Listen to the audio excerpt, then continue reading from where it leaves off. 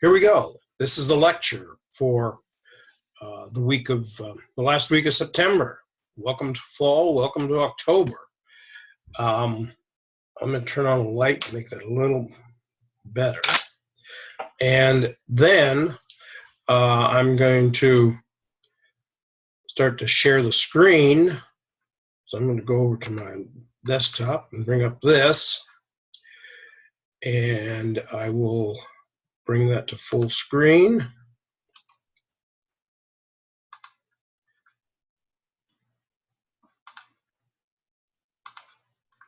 And we are off and running.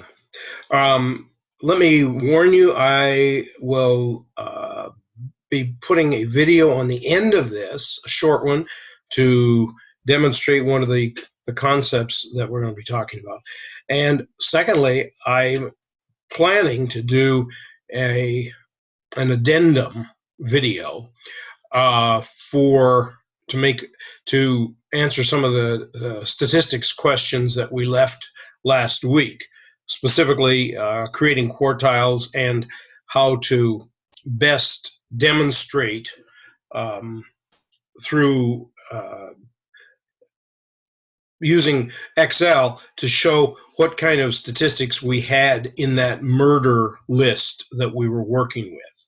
So I will create that a little later, and that will be a separate video that you can watch at your leisure. So today I want to talk about, let's talk about homework just for a minute. We talked a little bit about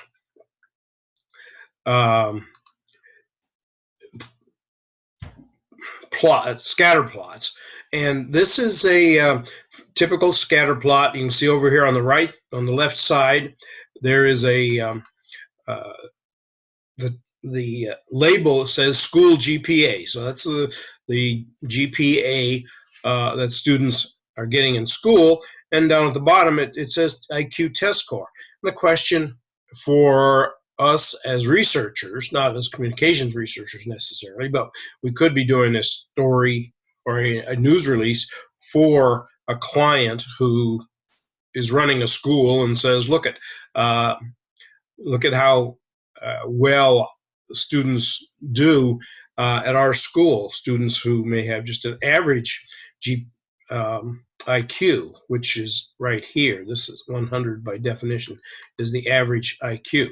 But that being said, what we want to do is ask the question, is there a correlation, not a causation, but is there a correlation between IQ test score and GPA in school?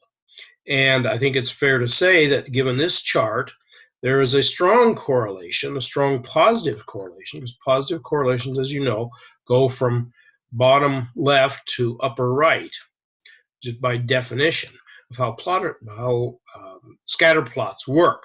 And so you can see here that the majority, the bulk of the plots, which are a combination of GPA and IQ test, so that if the GPA, for example, for this child is about a 3.8 and he or she had an IQ score of about 85, which is a pretty good GPA, although this is on a much different scale, so it makes sense. And it certainly makes sense for this child to have an 11 GPA, which is probably must be on a 12-point scale, and an extraordinary or unusual 122 or so IQ test. The other point that we want to make on this chart is over here when we talk about outliers. Now this score, this child's representation, is out of the norm, out of the way away from the rest of the dots that are included here. And so this would be called an outlier. And it is kind of an interesting one that here's an underachieving child, which probably has about a 1 school grade score, but has at least 102, 103 IQ. So it may have been that some bad data, that the grade was recorded wrong, or the IQ was recorded wrong. Or it may be a child that is incredibly bored and doesn't like school, or has something else going on in his or her life. So who knows? But typically we will investigate and at times discount scores that are that far out of the norm, because they are unusual and they don't represent the bulk of what we want to talk about. So, okay, on to the next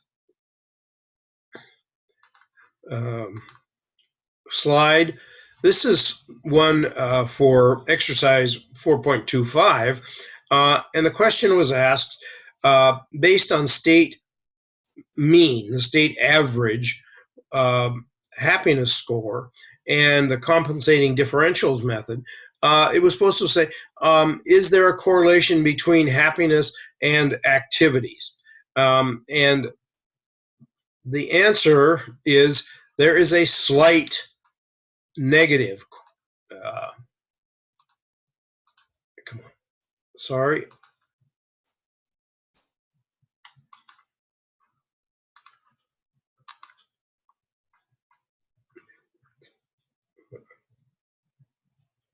New kid with a car.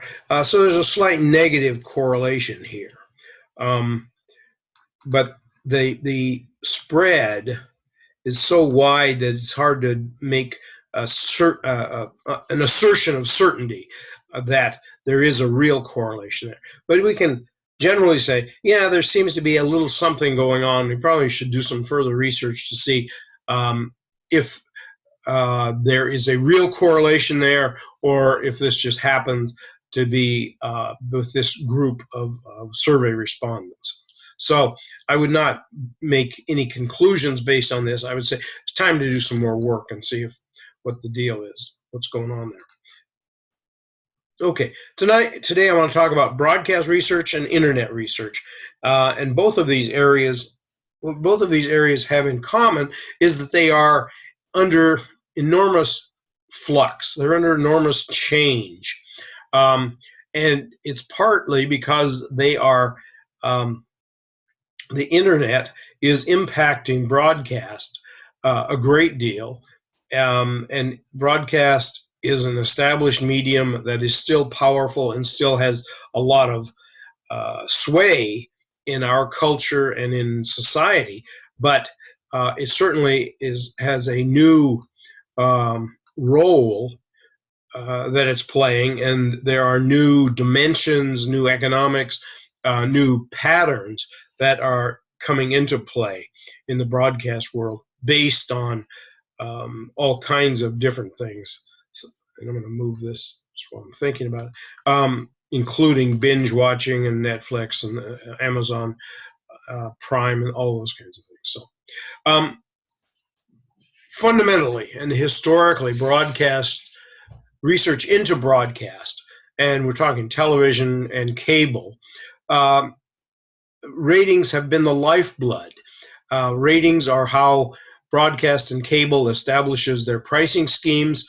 It's how they deliver eyeballs to advertisers, and how advertisers can tell if they're what programs or what specials they want to support to get the kinds of eyeballs in front of their products.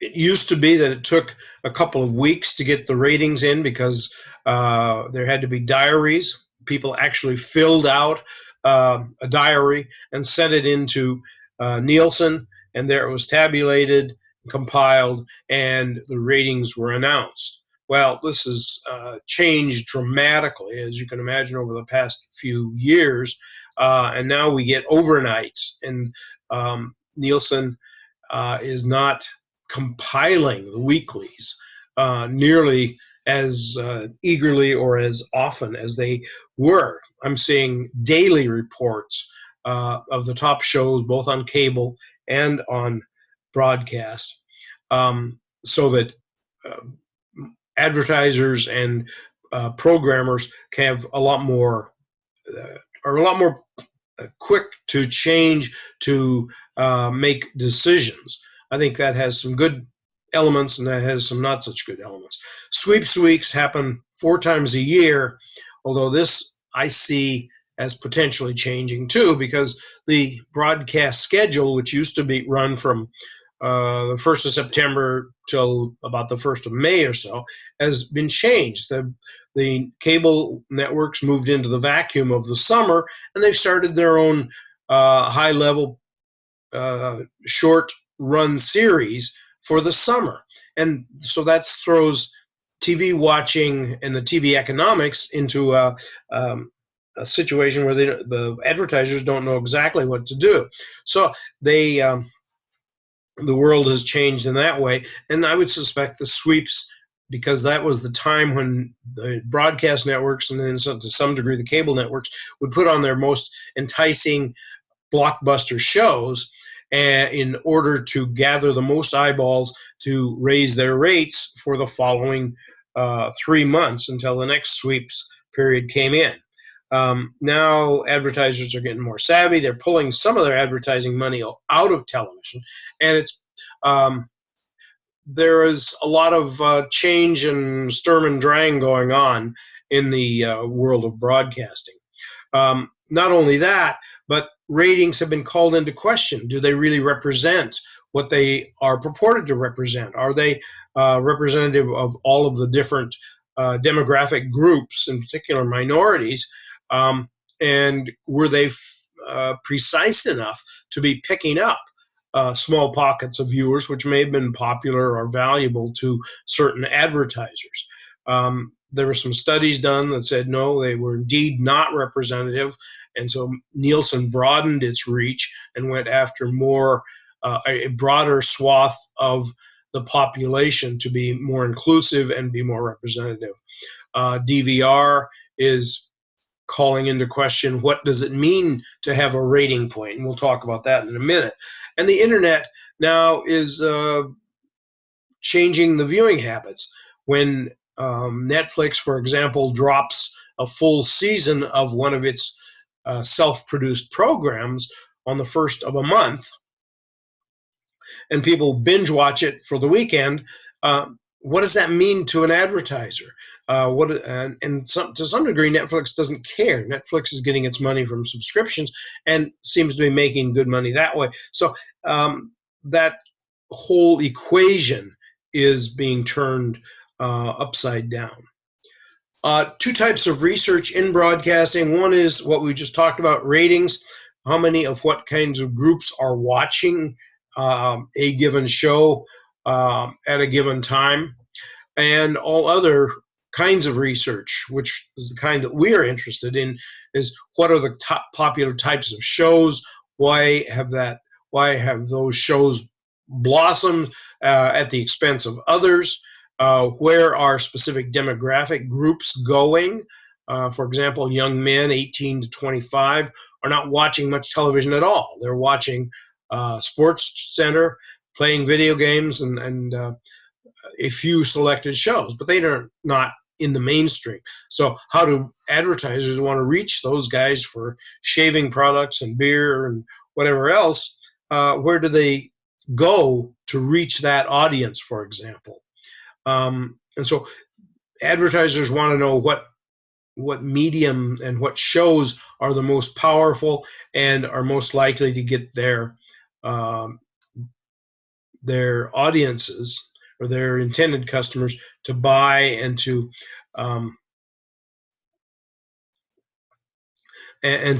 become loyal to their products.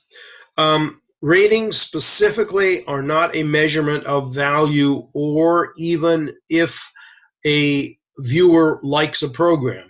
You may be trying a program, you may never watch it again. You may be in a room with somebody else who really likes that program, and you're kind of playing along. Or it may be, as sometimes this may happen, you may fall asleep in front of the television and your show ends, another show comes on. The the measurement device in the Nielsen home doesn't know that you're asleep. It just knows that you are in the room and you are still on that channel. So it really is just a measurement of who is watching or who has punched in, who has put their code in to the viewership box and is said they're in the room and are watching television. How do the numbers work? Well, for this year, Nielsen has put up a base of 112.8 million TV homes. Those are generally called homes with television. And a single ratings point then for a show would equal 1% of that, or 1 million, 128,000 viewers, which is still a lot of people. But again, television is expensive. Television has known bigger and much bigger numbers over time. So one rating point, which we'll talk about, is 1.1 million people. As we ratings say, oops, let me move out of the way.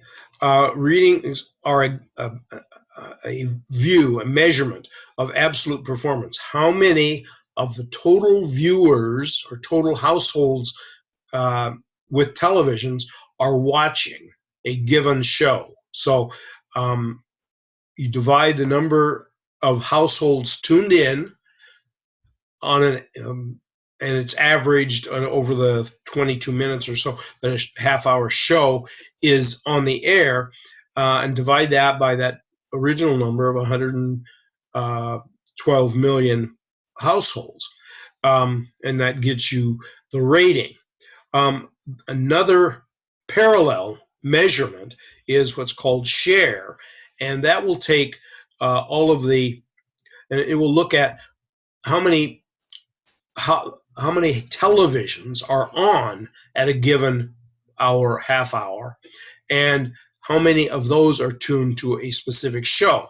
So 900 of our 1,000 homes are tuned in, and there's the same number, 240 of those homes with viewers are watching a program, then the share is 27. So you can see there's a little difference, and it gives you a comparative measurement, because that will tell you how many are watching against all other programs at that time,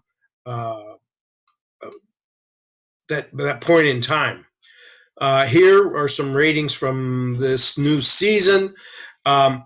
They're ranked by up here by the time, and then by network. And over here we have, which is one of the breakdowns, they're telling you who in this age group, 18 to 49 years old, males and females, what was the rating. So there were 3.6 million, no, it was the 3.6% of that 112 million viewers were watching. And the share, so the 13% of all the households that had their television on at that point in time were watching this show. And then how many viewers in millions, so there'd be 14.8 million viewers watched it within one day. So you could have DVR'd it and watched it that evening or got up the next morning, so it's within 24 hours of the original broadcast time.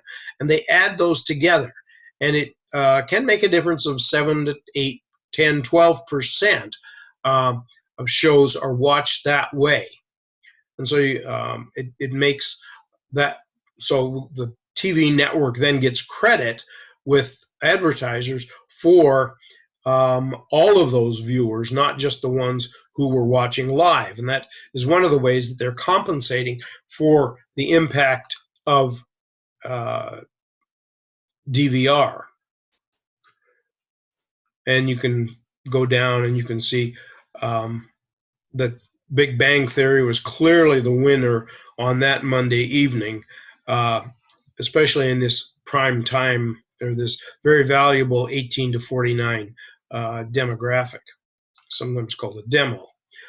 This chart, clear all drawings. This chart shows, again, the cable shows that were most watched over a recent weekend, over the first week of September. And again, the adults, 18 to 49, the rating is calculated the same way, live plus same day. But then they go on, because cable is more starved for ratings than the broadcast networks, and take credit for everything that happened over the next 7 days. So theoretically, from the first broadcast to the next broadcast of a new episode, they want to take credit for that. And you see that they increased from 1.5 to 2.3, or 800,000 viewers, which was an increase of over 50% for that.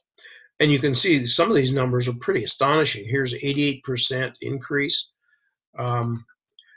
Some people were watching Under the Dome, which I think was the last episode of that series. That was the series finale. So they clearly DVR'd it and wanted to make sure that they watched it. But they got almost as many who were watching after the day it aired, where they had 800,000, and they added another 700,000 who watched it within the next week. So that was an increase of 88%, almost double. So that you can understand why networks and the cable and everybody is trying to take advantage of the I'm sorry, I misspoke. These are networks. These are not cable shows. But the point is that they are trying to take advantage of all of these viewers who come in late, or even a week later, and get that into the mix when they're establishing their rates for airtime. And this was obviously the ending of the summer programming time, so you don't see any of the major TV shows. This is summertime watching. Okay. Next, we're going to talk a little bit about the focus elements for ratings and what advertisers and PR people are looking for. They look for specific demographic groups. I mentioned young men. And so they will bargain with the networks to have a certain group of people. And they say, if you'll give me X number of 25 to 34-year-old people who live in Fairfield County or in similar neighborhoods across the country, then I'll pay you X. And the networks will then sign a contract to say, yeah, we will deliver X. And if they don't, then they'll have to give what they say, they'll have to give more airtime to that advertiser, make goods, they call them, so that they get the required number of eyeballs. They talk about reach, which is an advertising term. How many people were reached by an ad? How many people saw it? And then frequency. How often did they see an ad? Some of us who may watch a little too much television see some ads an awful lot, and we may get tired of it. But the advertising game believes that repetition is holy, and that you don't get the message till a good number of repetitions. So they're looking to understand how many people saw it and how many of those people saw it multiple times. So that's how they measure their effectiveness as advertisers. This is, get this out of the way, a people meter that like the one that Nielsen uses to help gather data, and it's designed so that a Nielsen family, where each member will have a number, and when you come into the room, you sign in and say that I'm here, and then the meter, which is connected to your cable system or to the internet, will recognize that and say, here's what television show is being watched, for how long, and if you go out of the room, you're supposed to sign out, in and out every time, so that they can tell how many of what kind of people are watching, and then they can use that as a sample to aggregate the number and types of people who are watching. The data, again, is downloaded every night into the central database at Nielsen headquarters, and then they can pump out the measurements overnight very quickly. Radio, similar pattern to TV. They want to know who's listening at what time, to what station or other device. A lot of times, the good news is for them is that internet radio is a lot more manageable and trackable than broadcast radio. And so they are taking heart about the value of that. Although you may recognize, if you listen to broadcast over the internet, that Pandora and similar broadcast radio apps will ask you, are you still listening? Because they just don't want to be spending money to send their signal to an empty room, and two, they really want to know who is on the other end, and can they count you as a listener for their advertising rates. Primary provider is Arbitron, which has been bought by Nielsen, and they are becoming the critical provider of ratings for this industry. Here is a recent New York City listing of the top rated programs of people 6 years old and older. That's a pretty wide body of listenership, Monday through Sunday, so throughout the week, 6 a.m. to midnight. And these are the channels that are most listened to. And you can see that it's a percentage of the listening audience. And LTW is the light station that people listen to at work, I think. Adult Contemporary is their format, as you can see over here. Sorry. Get my drawing pen back. Adult Contemporary. But here's one thing I want you to look at is the compaction, the aggregation of network owners here. You see iHeart and CBS are scattered throughout this listing, and they are becoming deep competitors and developing a really strong rivalry. You can see how strong CBS is here. And they're doing things that go beyond the traditional broadcast world, and they're promoting celebrities, they're promoting music festivals, they are generating syndicated shows, which isn't unusual, but they're generating them for certain audiences, and they're acting as if they're acting like they have the lock on some celebrities, and some celebrities are signing up indeed with these big radio conglomerates. And you can see that they are between iHeart, CBS, EMIS, and the Spanish Broadcasting System. Cumulus is an old, they used to own about 1,700 radio stations, but they are slowly being taken apart. So you can see that they take the majority of the listing within New York City, and that's something I think you'll see across the country because they're consolidating, sharing technology, sharing websites, sharing programming to some degree. So the world of radio is in flux too, and we don't know quite where it's going.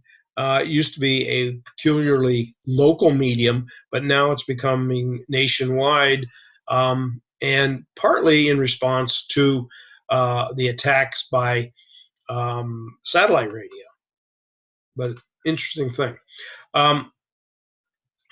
Here we have the sampling device that is used by Arbitron. It's called a PPM, or portable people meter. You wear it on your belt or in your pocketbook, as if it were a beeper, and it tells what you are listening to. And this is the charger, so it's not very important. But it tells the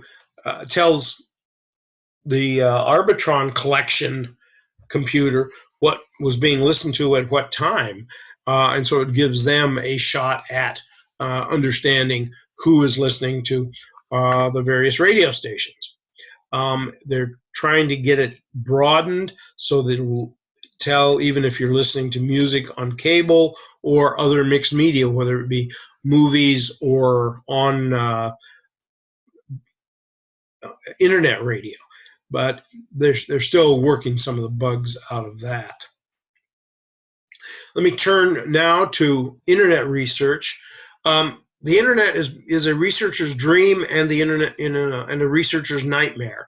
It's the most digital and therefore the most measurable medium we have, but it also is so easy to access and so broad that it's hard to get our arms around it. There's no firm patterns. The patterns are being established, but again, they change over time. And I see it year to year. Things are measurable. Things are in place. Things are important. Things fall out of importance. There's so many ways to access the internet and so many more devices now. It's a conundrum. And so Nielsen is trying to get its arms around it. There was a story in the Wall Street Journal this morning about two competitors who have joined to form a large research firm that's going to compete with Nielsen, which has had a lock on this business for 50 years. And so they are going to try and take away some of Nielsen's business. And I'll send you the link to that story. Here is what Nielsen has aggregated as the most top smartphone apps of 2004. This is the way it looks at the digital world now, as to how many average unique users there are for each of these, whether it's Facebook, Google Search, YouTube, Google Play, Google Maps, Google Mail, Google Plus. And you can see that there is a competition building here between Facebook and Google. And Google, of course, owns YouTube. So you can almost say that Google has 1, 2, 3, 4, 5, and then 6 of the top 10. Facebook and Facebook Messenger have 2. iTunes is down here. Instagram. And you know what's missing on this list is Twitter. Twitter apparently doesn't have unique visitors. It probably has the same kind of visitors day in and day out. And so is it valid to think about unique visitors? I don't know.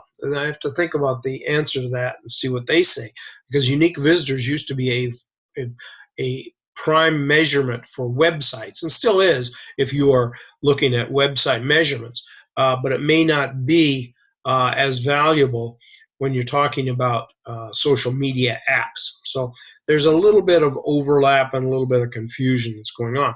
But the point is that look at the increases that we're seeing. Google Maps, 26%. Facebook Messenger, I mean, of course, this is starting from a very small base, but up 200, almost 250%. So we're seeing good growth, and surprisingly to me is the fact that iTunes is seeing this kind of growth. I would have thought that they would be less less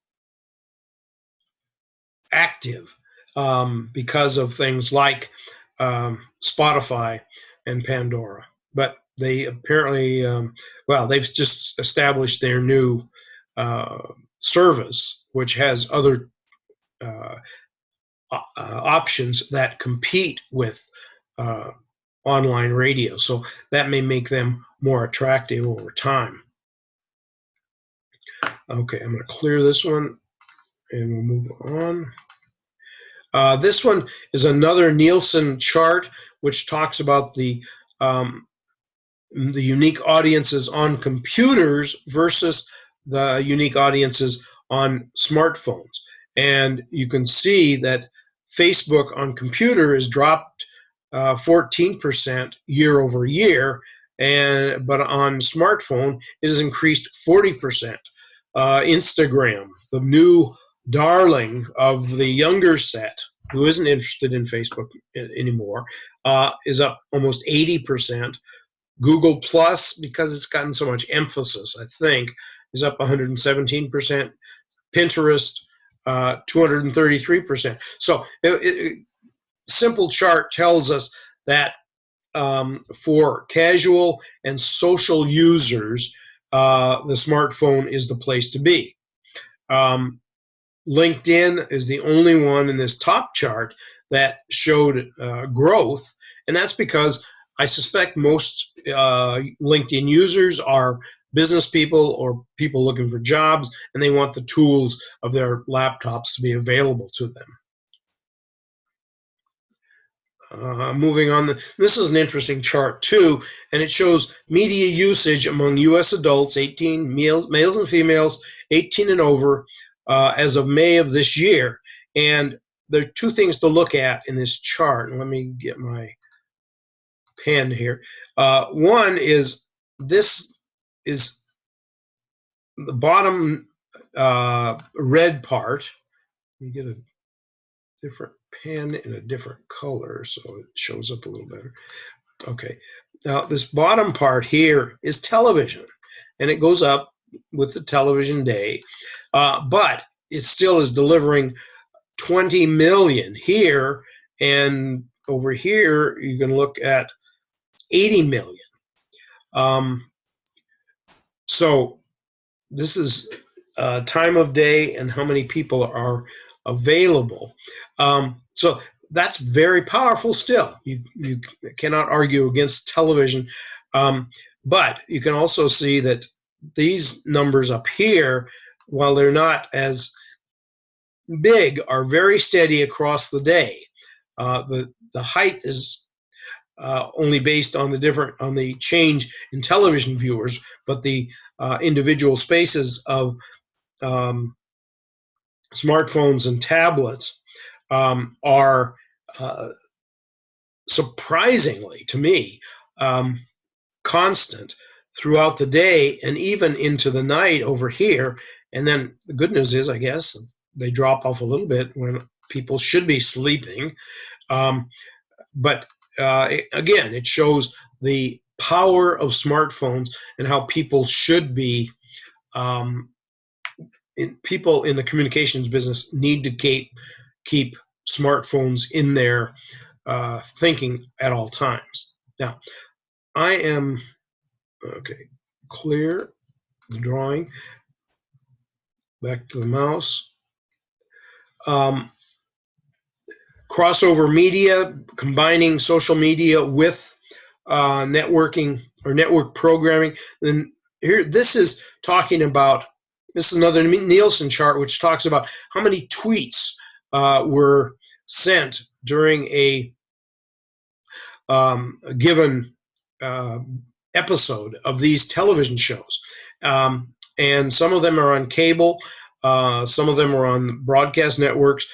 I think one of the things that is clear to me is that cable is leading in trying to adopt or adapt to social media and to link in those viewers and keep them loyal.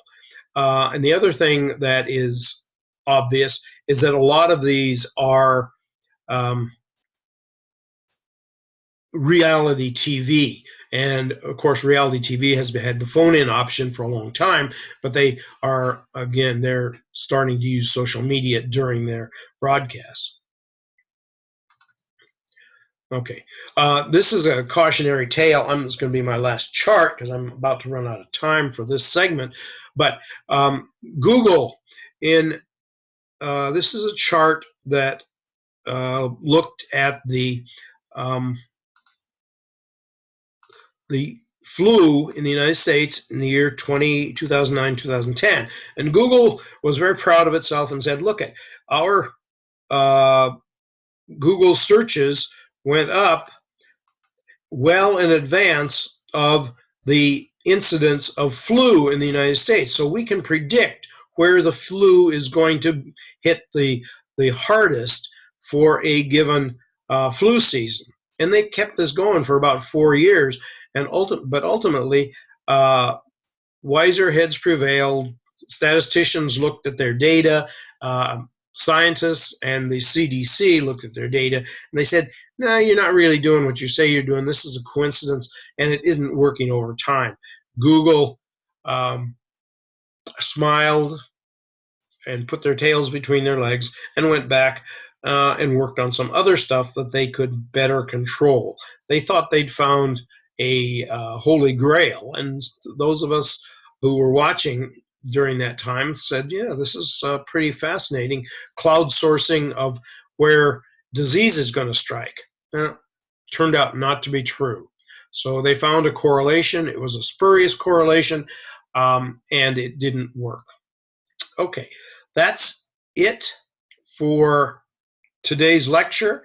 I will send you 2 links, one for the article on the consolidation in the network broadcast measurements, and 2 for a video of this eye tracking website and how it's used to understand behavioral actions for people who are creating new websites or trying to upgrade websites. It's a fascinating piece of video, and I think you'll enjoy it.